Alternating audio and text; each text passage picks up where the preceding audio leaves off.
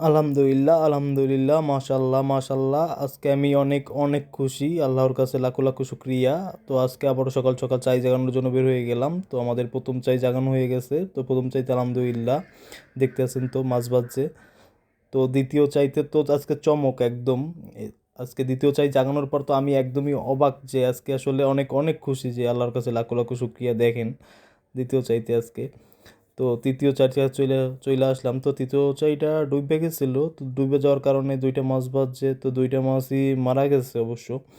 তো চতুর্থ চাইতেও আলহামদুলিল্লাহ একটা মাছ দুইটা কই মাছ ভাজছে।